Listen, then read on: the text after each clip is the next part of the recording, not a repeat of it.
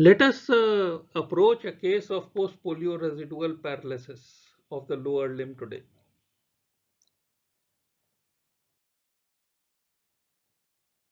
The polio virus, the Leon Lansing and Brunhilde,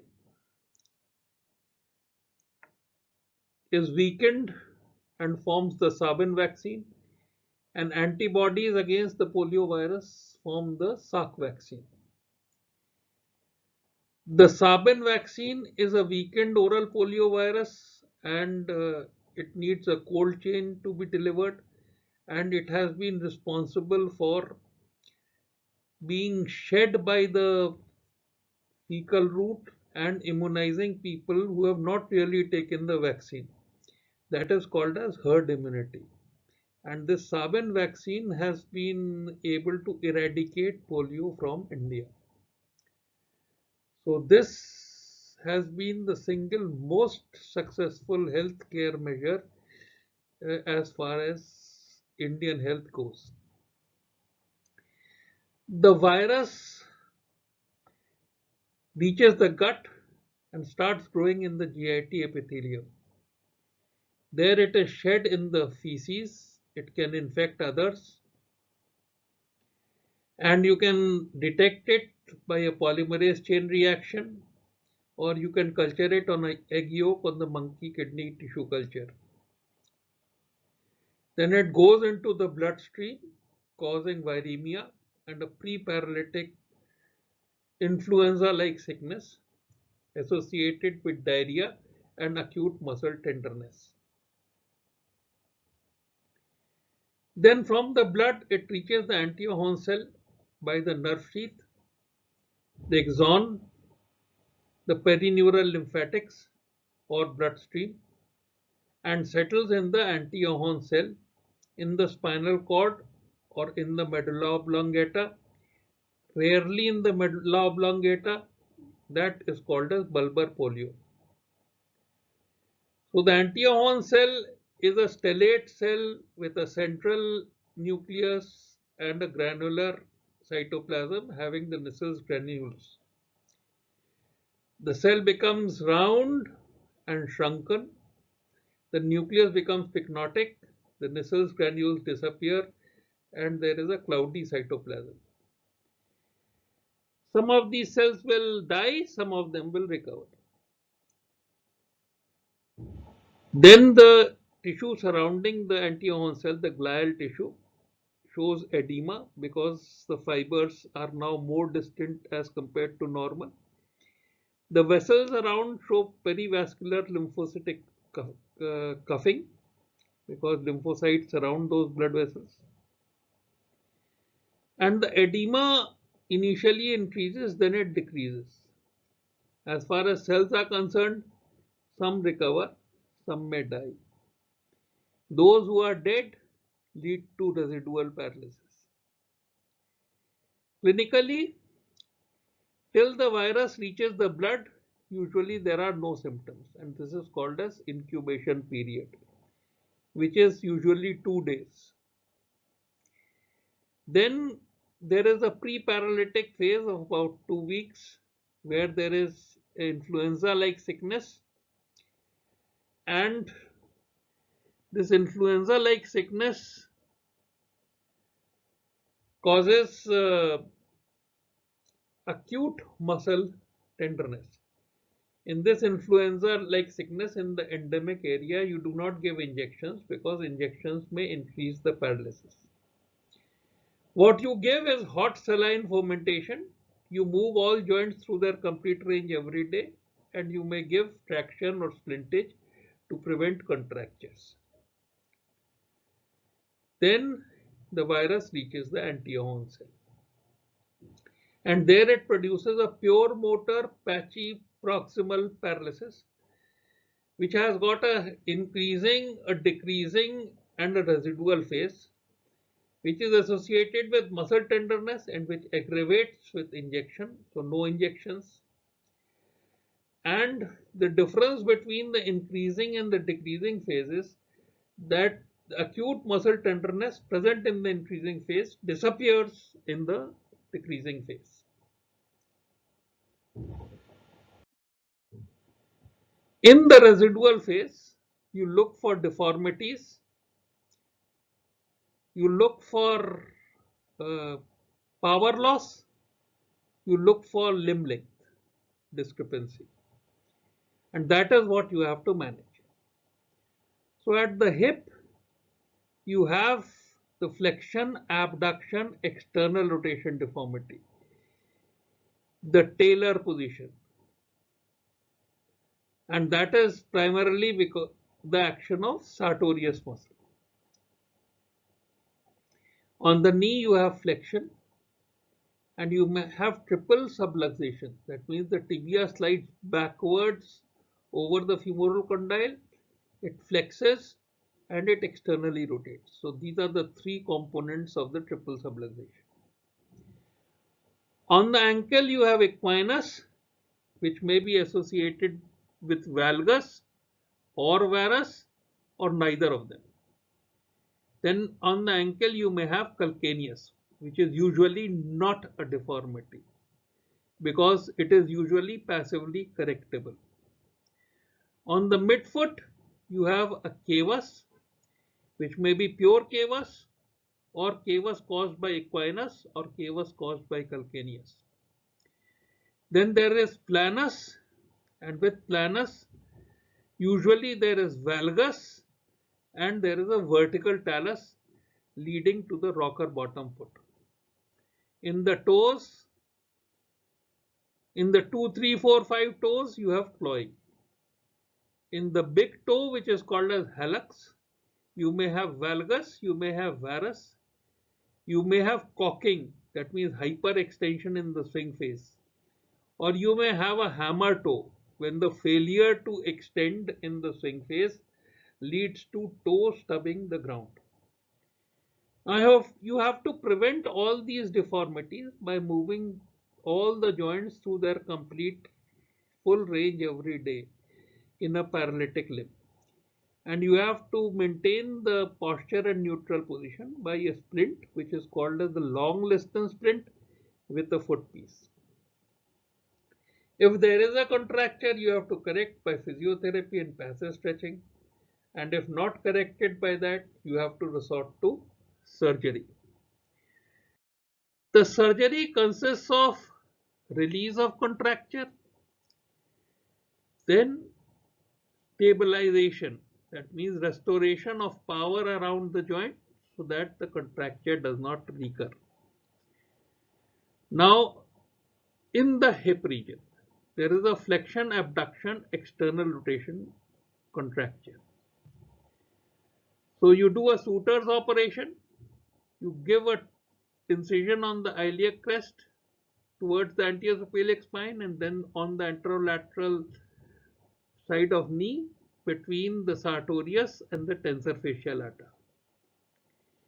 You divide the tensor fascia lata and the anterior deep fascia transversely to correct abduction and flexion. Under the deep fascia and the TFL, you find the sartorius. So you divide the sartorius, saving the lateral cutaneous nerve of thigh. Then you get at the straight head of the rectus femoris. You hook and divide the straight head of the rectus femoris, saving the lateral circumflex femoral artery. If you fail to correct the contracture, you move on to the iliac crest, release the iliacus from the inner surface and the gluteus from the outer surface. And when you extend the limb, you would find that the part of the ilium which is extra extrudes from the between the two groups of muscles. You excise this extra ilium, or if the iliac apophysis is not fused, you resect the bone below it and reposition or reposit the iliac apophysis and close the muscles above the iliac crest. So this operation is called as Campbell's operation.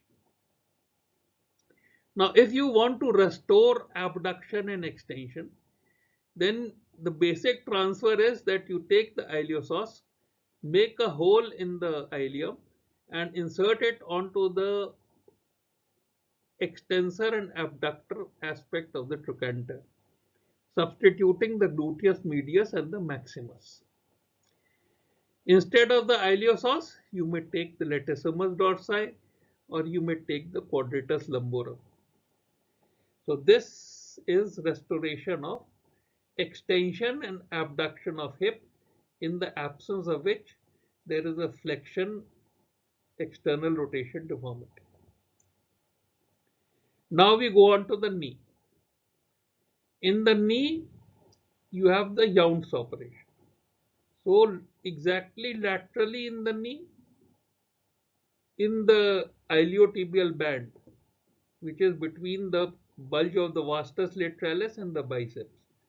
Above the lateral condyle, about 3-4 inches above the lateral condyle, you give a longitudinal incision dividing skin and subcutaneous tissue.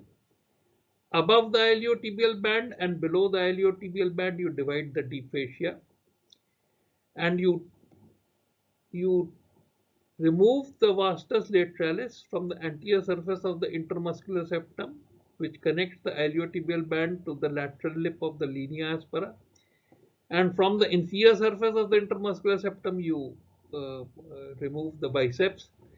You hold the iliotibial band and the lateral intermuscular septum, about an inch of it between two artery forceps, and divide it right up to the level of the lateral lip of linea aspera. Now, if this is Younts operation, and if this doesn't correct the flexion contracture, then you divide the deep fascia across the popliteal fossa transversely, and you expose the biceps femoris laterally. You divide the biceps femoris, saving the lateral popliteal nerve. You go across and hook the semimembranosus and semitendinosus and divide those muscles. Then you divide the two heads of the gastrocnemiae arising from the lateral supracondylar ridge and the medial supracondylar ridge. Finally, you do a posterior capsulotomy. Then when you try to extend the knee, you keep an eye on the tension on the lateral popliteal nerve. And if you think that the tension is too much, then you do a close wedge supracondylar osteotomy of the femur, so that the length of the femur shortens, and without tension you can extend the limb. If in extending the limb you find that the tibia is subluxating posteriorly, then this is the contracture of the anterior cruciate ligament, and you make a small incision on the medial side of ligamentum patella, hook the anterior cruciate ligament and divide it, and this is called as the Somerville operation. Now, if the quadriceps is weak, when there is weight bearing, the knee will buckle. It will buckle because the line of gravity extending from trochanter to the calcaneum is behind the axis of the femur. So a powerful gluteus maximus pushing the trochanter forward, or weight bearing in equinus when the weight bearing line in the foot is at the level of metatarsals, would push the line of gravity forward and anterior to the axis and will prevent buckling. Alternatively, the axis may go back, as in case of genu recurvatum. But if in any of these conditions there is still buckling, the patient will bend forward, pushing the line of gravity forward, and will put his hand on the knee and push the knee backwards. This is called as the quadriceps gait. And for the quadriceps gait, you have to put power into the quadriceps by using the semitendinosus, the semimembranosus, and the biceps femoris. Alternatively, you may have to use a knee cage for restoring stabilization of knee in extended position. Then after the knee, we go on to the ankle and the foot. So the basic problem can be equinus or foot drop. Equinus means contracture, not passively correctable. And this needs a tendo-Achilles Z-plasty, a resection of the plantaris, a posterior capsulotomy. And if there is a widened anterior part of body of the talus and it's not coming into the narrow tibiofibular mortise, then you need to divide the tibiofibular ligament to widen the mortise so that the wider anterior portion of the body of talus can be put into the mortise and dorsiflexion may be achieved. So Z-plasty of tendo-Achilles, plantaris resection, posterior capsulotomy, and restoration of tibiofibular mortise by division of tibiofibular ligament. In resistant or adults, a Lambrinides triple arthrodesis also achieves correction of the equinus. Now, the stabilization of equinus or foot drop is by restoring dorsiflexion. So normally what is happening when there is foot drop, in the swing phase, the toes may stub the ground. So he is hyperflexing the hip and knee in the swing phase. This is called as high steppage gait. So because of this high steppage gait, if you want to restore the dorsiflexion, you will find that the extensor hallucis longus and extensor digitorum longus are trying to dorsiflex the ankle. And instead of dorsiflexing the ankle, they are actually hyperextending the metacarpophalangeal joints. So if you move the extensor hallucis longus and extensor digitorum longus to the dorsum, they will be able to dorsiflex the ankle. Now the EHL transfer to the neck of the first metatarsal is called as modified Jones operation, and extensor digitorum longus transfer to the dorsum of the foot is called as Hibbs operation. And if you transfer the EHL to the neck of the first metatarsal, naturally the interphalangeal joint will flex because of unopposed action of flexor hallucis longus. Therefore, you will have to also fuse the interphalangeal joint. So modified Jones operation is transferring the extensor hallucis longus to the neck of the first metatarsal, threading it from medial to lateral and stitching it on itself, and interphalangeal joint fusion. This is modified Jones operation.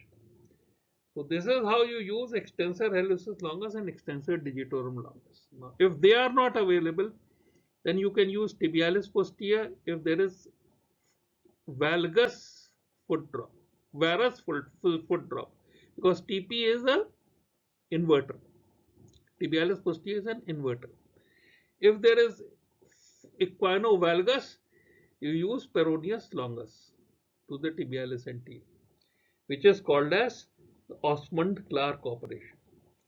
If there are no tendon transfers, you do a posterior bone block, which can be by using the talus or using the posterior surface of calcaneum. If the ankle is painful or unstable, then you may have to do fusion of ankle. Calcaneus, there is no contracture. Now we come to the subtaloid joint, and the subtaloid joint usually goes into a varus contracture. So from skin to deep side, you have skin subcutaneous tissue. Then you divide the flexor retinaculum near the medial malleolus to save the posterior calcaneal branches which pierce the flexor retinaculum in the distal part. Under the flexor retinaculum, you find the tibialis posterior, which can be resected, lengthened or transferred.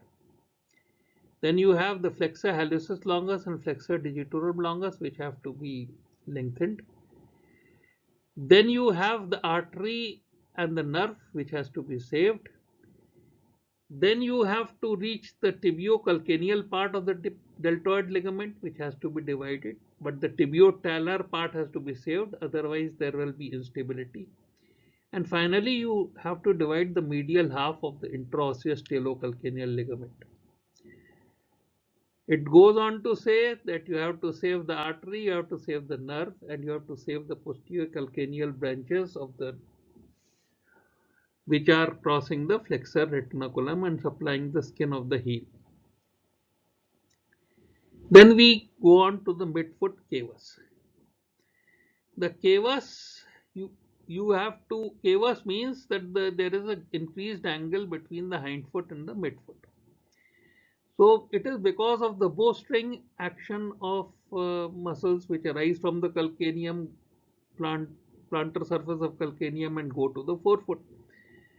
So you may release these bowstrings, which is called as Tyndall's operation, where you divide the plantar aponeurosis and you extraperiosteally erase the origin of the first layer of sole, which is the abductor hallucis, flexor digitorum brevis, and abductor digiti minimi. Then you may do a neurectomy, which is called as the Garcio-Braham's operation, or you may take off the hook. The peroneus longus with tibialis anterior forms a hook which keeps on lifting the midfoot and keeps on increasing the arch. So if you take off the peroneus longus and transfer it to the peroneus brevis, this hook will be lost, and this operation is called as Betson's operation. So increase the bowstring by releasing a release operation called Tyndall's operation, by neurectomy called as the Garcio-Braham's operation, or take off the hook by transferring the peroneus longus to the peroneus brevis. If you want to correct the bony thing, then you have to do an osteotomy of the midfoot. An open wedge osteotomy, which is called as the V osteotomy, or a closed wedge dorsal based osteotomy, which is called as the Japa's osteotomy. And of course, you have to stabilize the cavus by using the extensor hallucis longus and extensor digitorum longus to supinate and dorsiflex the forefoot. So modified Jones operation and Hips operation is also used in this. Then we go on to the reverse of the cavus. Here what has happened, that the head of the talus is resting on the spring ligament from the sustentaculum tali to the navicular. Now if this spring ligament fails, the head herniates between the sustentaculum tali and the navicular across the spring ligament, stretching the spring ligament, and the medial arch, instead of being concave, becomes convex. This is called as vertical talus. You would notice that in vertical talus, the hindfoot is in equinus, the forefoot is in calcaneus. You have to do a equinus and a calcaneus release of the hindfoot and the forefoot respectively. You have to reposit the relation of the head of the talus and the navicular. You have to maintain it by a K-wire across the metatarsal, cuneiform, navicular, and the talus. You have to restore power, which will maintain the neck of the talus up, by transferring the peroneus longus to the neck of the talus. This is called as Osmond-Clark operation.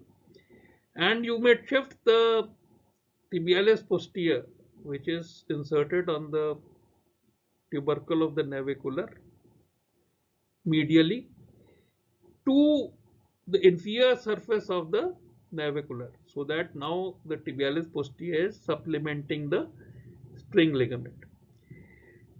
With treating a vertical talus, you have to always treat a valgus, and that you treat by inserting tibial grafts or fibular grafts into the sinus tarsi.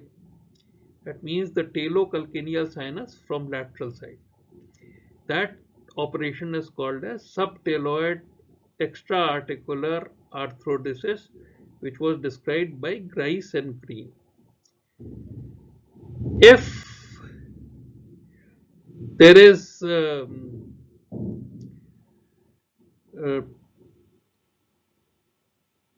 you can uh, otherwise do the triple arthrodesis in an adult. Now, if there is clawing of the toe, 2, 3, 4, 5, you transfer the FDS to the extensor expansion, just like you do it in the upper limb. So, flexor digitorum superficialis is now acting like a lumbrical by attaching it, passing through the lumbrical tunnel and attaching it to the extensor expansion. So it is called as modified Bunnell's operation in the upper limb, and it is called as Girdlestone-Taylor operation in the lower limb.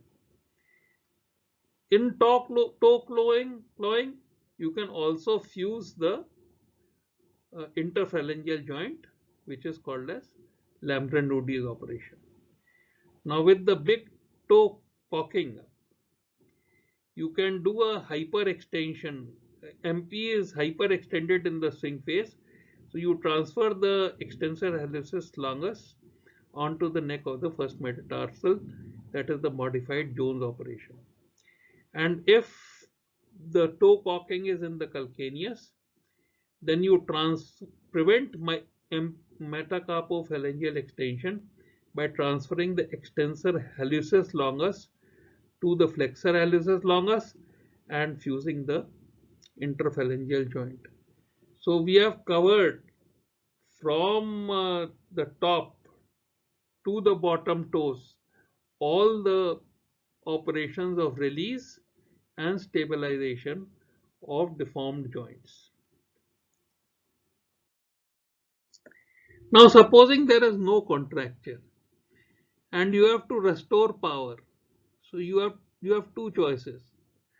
Either you restore power by surgery, and that you do if the paralysis or deformity is localized, or you have to restore stabilized joints, multiple joints, hip, knee and ankle and foot, everything, and then you usually resort to bracing or orthotic devices. So we'll revise it again. Flexion, abduction, external rotation of the hip. You want to restore extension. You transfer the iliopsoas to gluteus maximus. Alternative can be latissimus dorsi and quadratus lumborum. Now you want to restore knee extension. So you transfer the semitendinosus and biceps to quadriceps. Now in the ankle foot drop, you use the extensor hallucis to the neck of the first metatarsal, which is the modified Jones operation. Extensor digitorum longus to the lateral cuneiform or the dorsum of the midfoot, which is the Hibbs operation. Tibialis posterior to the dorsum of the foot in equinovarus, and posterior longus, peroneus longus to the dorsum of the foot in equinovalgus. And if there is no tendon transfer available, you can do a posterior bone block by using the talus of the calcaneum. You can do a Lambron-Rudy's triple arthrodesis, or if the ankle is painful and unstable, you can fuse the ankle, which is called as the Blair fusion. So this is foot drop. Now calcaneus means tendoachilles is weak. So you can do a peroneus longus translocation. Peroneus longus is a plantar flexor, but you can translocate it across the calcaneum so that its lever arm increases and it is able to plantar flex with greater power. Otherwise, the tendoachilles weakness, the motors are tibialis posterior, peroneus longus. Tibialis anterior can be transferred to tendoaculus, but tibialis anterior is a very important muscle. So it has to be substituted by the extensor hallucis to the neck of the first metatarsal. And so modified Jones combined with tibialis anterior transfer to tendoaculus is called as P-body transfer. And then you have to transfer, you may have to turn half of the tendoaculus upwards by splitting it coronally, turning it upwards, and that may get the power from hamstrings, which may be detached from their tibial insertion and attached to the upturned portion of the tendoaculus. Now, subtaloid varus, tibialis posterior to lateral cuneiform or cuboid. That will correct the varus.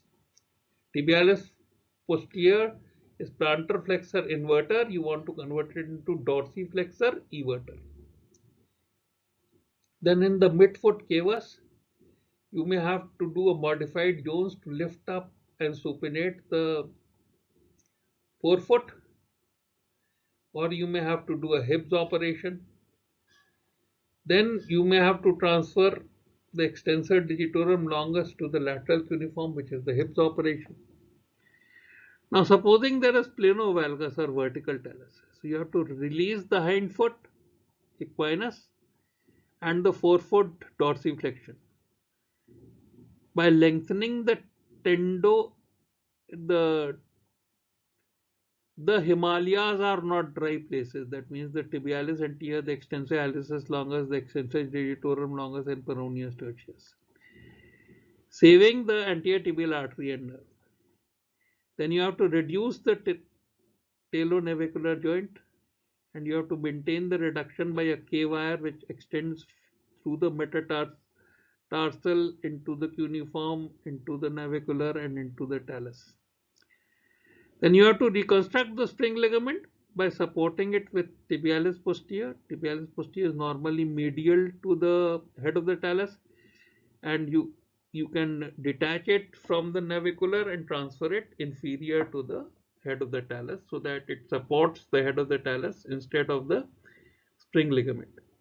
Then you can actively maintain the neck of the talus in dorsiflexion by transferring the peroneus longus to the neck of the talus, the Osman-Clark operation, and combining it with extra-articular subtaloid arthrodesis in the sinus tarsi, which is called as the Grice and Green operation.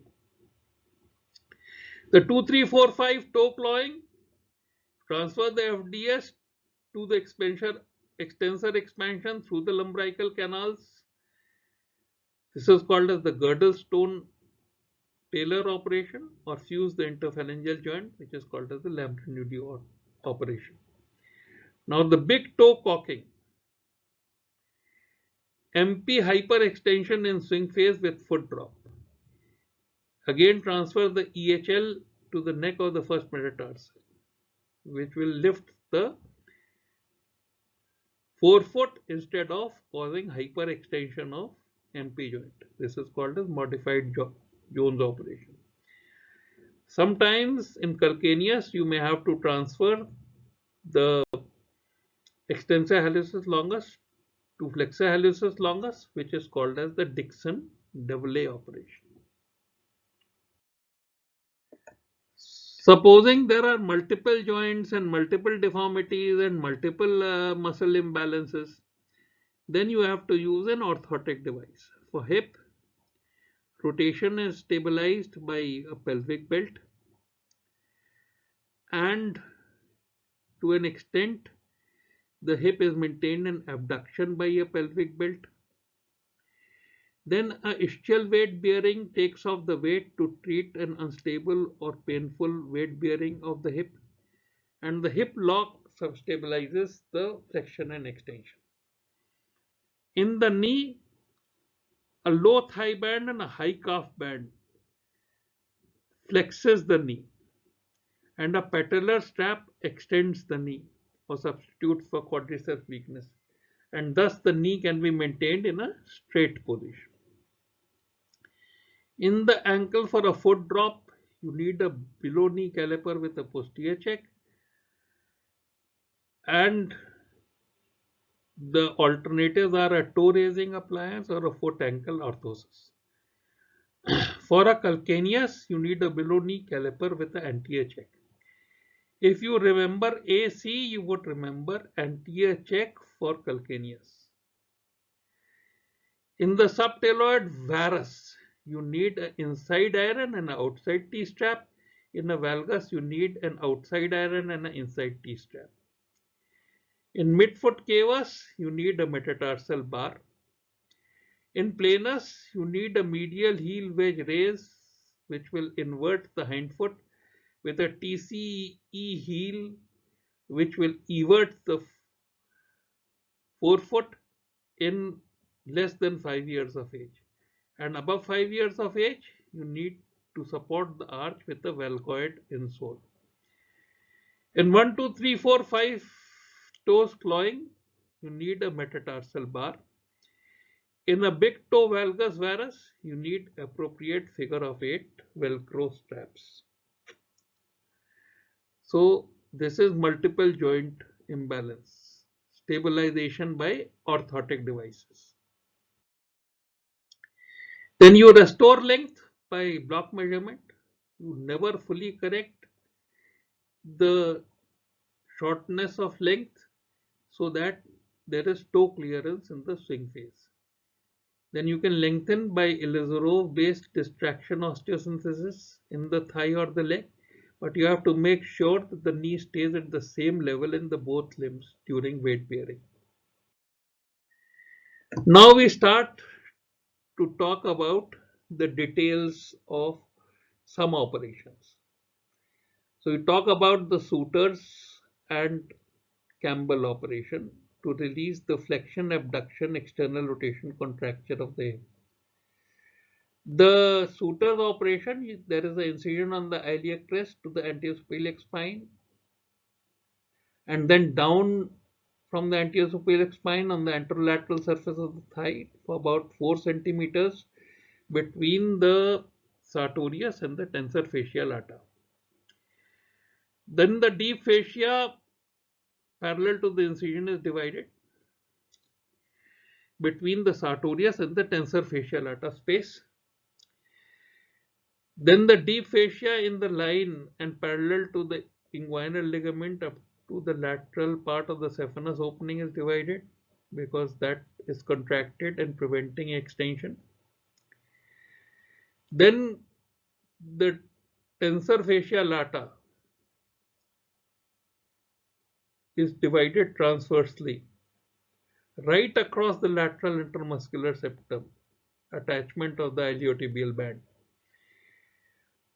Then the sartorius is divided and the lateral cutaneous nerve of thigh is saved. Finally, the straight head of rectus femoris is divided and the lateral circumflex femoral artery is saved. So the structures divided are tensor fascia lata, deep fascia, sartorius, and straight head of rectus femoris. Structures saved are lateral cutaneous nerve of thigh and lateral circumflex femoral artery. Now, if the contracture is not released, then the gluteus from the outer surface and the iliacus from the inner surface of the ilium are raised, and as you extend the hip, a portion of the ilium will jet out of the gap. That extra portion is excised. If the iliac apophysis has not fused in children, then the bone below it is resected and the apophysis is repositioned so that you can stitch the erased muscle over the ilium. This operation is called as Campbell's operation.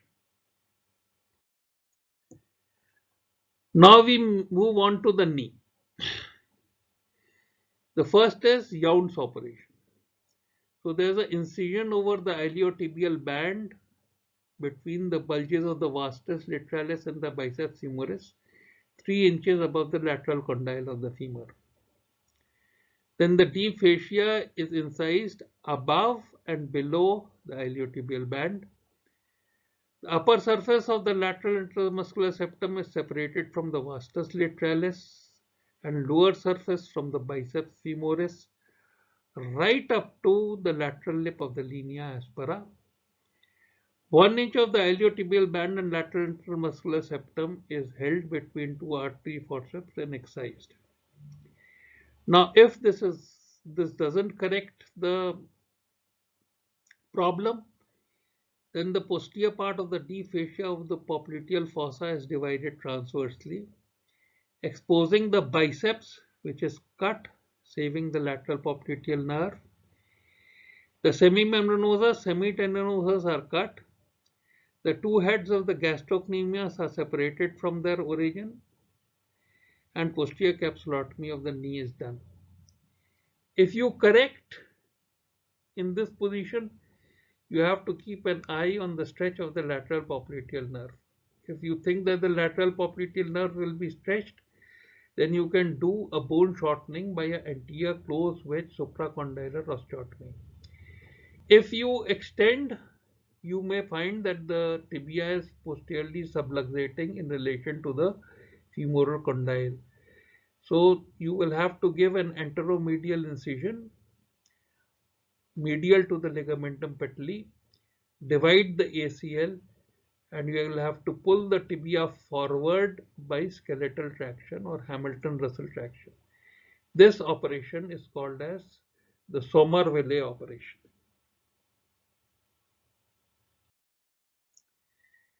Then the equinocavovarus deformity of the ankle and foot. So in equinus, the tendoachilles Z-plasty is done. See the blue line. The lateral attachment to calcaneus, because if you the lower part of the Z, you find it's going medial.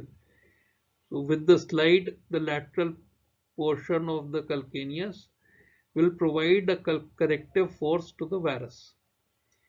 Incision is always posteromedial to avoid rubbing by the shoe edge. Plantaris is resected. Posterior capsulotomy and tibiofibular ligament may be divided in old cases to allow the broader anterior portion of the body to come into the ankle mortise. For the varus, see carefully, you divide the skin and the subcutaneous tissue from the tip of the medial malleolus to the head of the navicular. You divide the flexor retinaculum near the medial malleolus to save the posterior calcaneal branch of the posterior tibial nerve. You resect, lengthen or transfer the tibialis posterior. You save the artery and the nerve, recognizing the artery by the veni conniventis or the rail track effect. You lengthen the FHL and the FDL. You divide the tibiocalcaneal part of the deltoid ligament and not the tibiotalar part, because that will lead to valgus instability.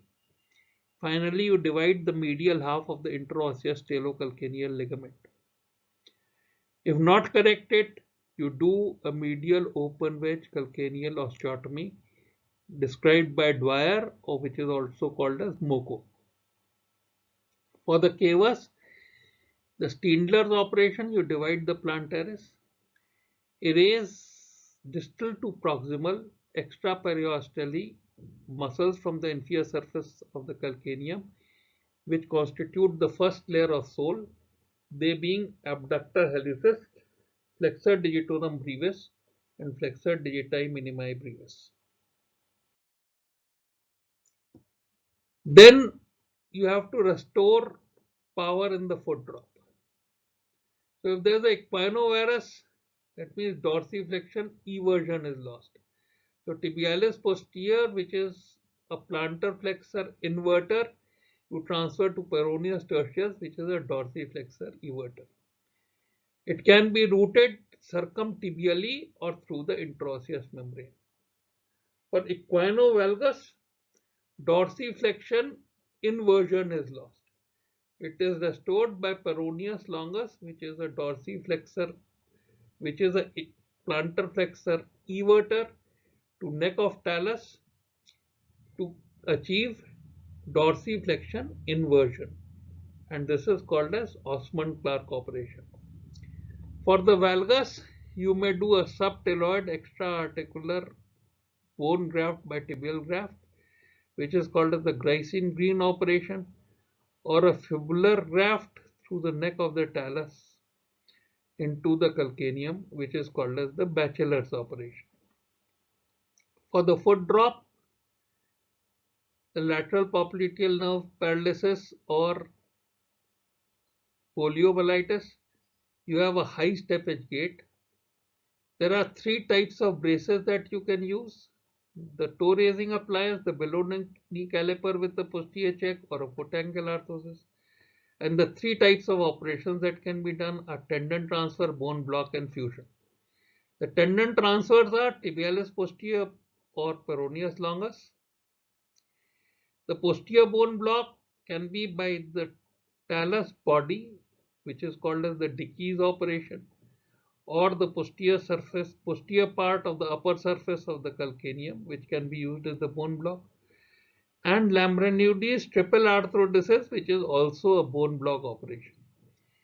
If the ankle is painful or unstable, then you fuse the ankle, and you can fuse the tibiotalar or the tibiocalcaneal joint.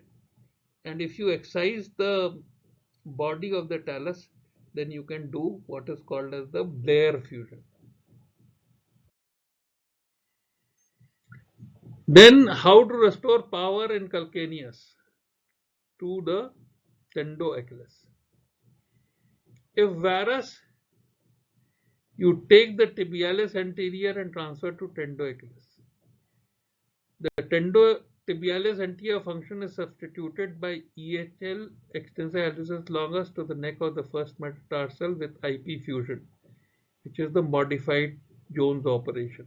So modified Jones operation combined with tibialis anterior transfer to tendoachilles is called as P-body transfer. If valgus, transfer the peroneus longus to behind the calcaneum to increase the lever arm for plantar flexion. This is called as peroneus longus translocation. Then tendoachilles posterior half can be turned superiorly to take power from the hamstrings. Then you can do an anterior bone block, or you can do fusion if it is painful or unstable. Then you can do a triple arthrodesis, where the talocalcanean bones are removed exactly opposite to the Lambert-Eundy triple arthrodesis. So it is also called as reverse Lambert-Eundy's triple arthrodesis.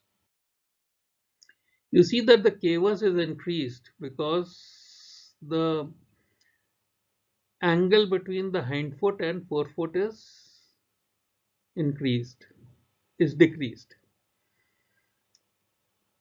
So this is because either there is a hook action between the peroneus longus and tendoachilles, which is trying to pull the mid part of the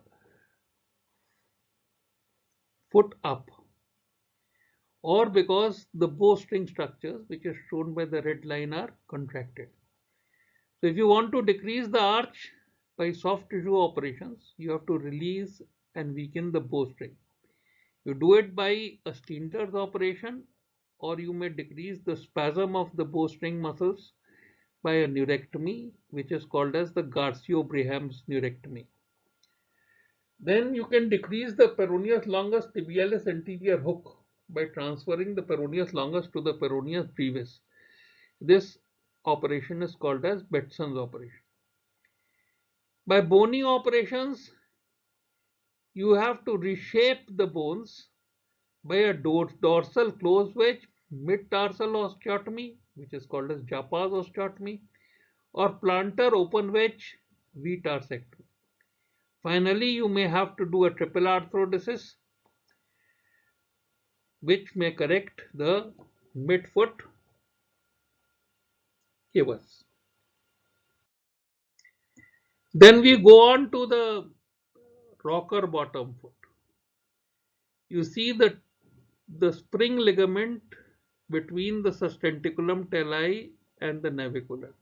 If this ligament fails, the head of the talus is going to herniate between the sustentaculum tali and the navicular, and the talus is going to become vertical.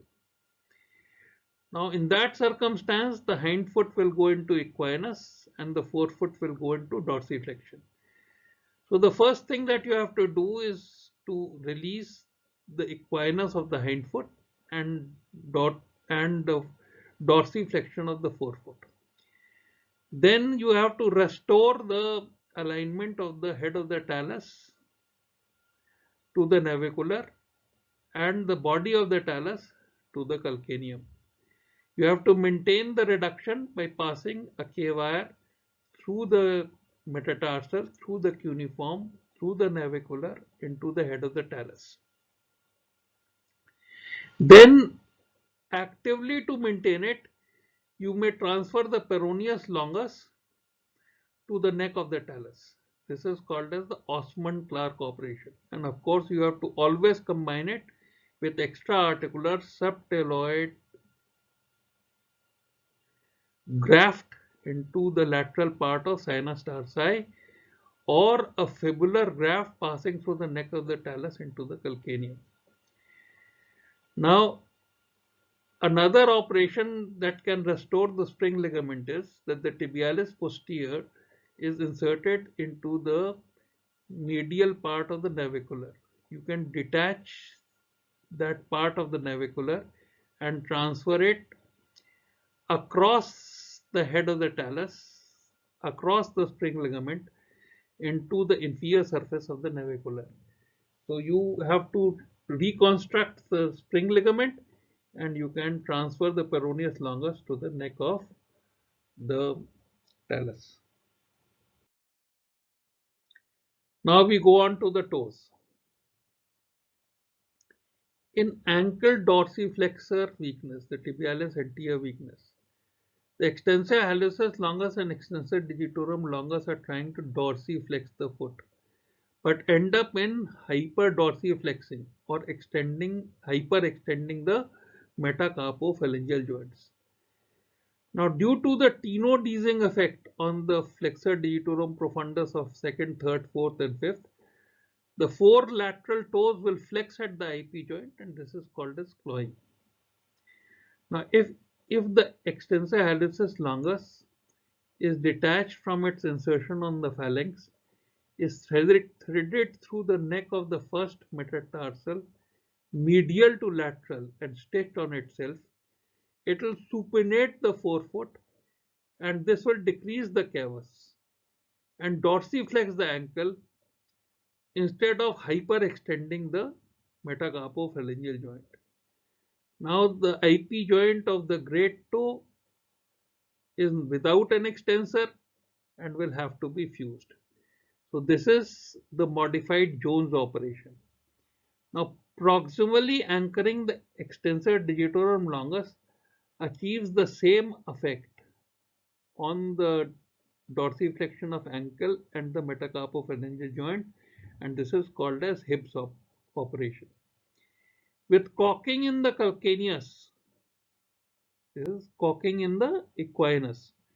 With cocking in the calcaneus, the extensor hallucis longus is transferred to the FHL, flexor hallucis longus, to take off the metacarpophalangeal hyperextension. This operation is called as Dixon-Devlay operation. For clawing of the second, third, fourth, and fifth toes, the lumbricals of the foot need to be restored by using the FDS transferred through the lumbrical canals into the extensor expansion. This transfer is called as the Girdlestone tailor and foot and modified Munnell operation in the hand. Alternatively, interphalangeal joints need to be fused, which is called as the Lambronudis operation.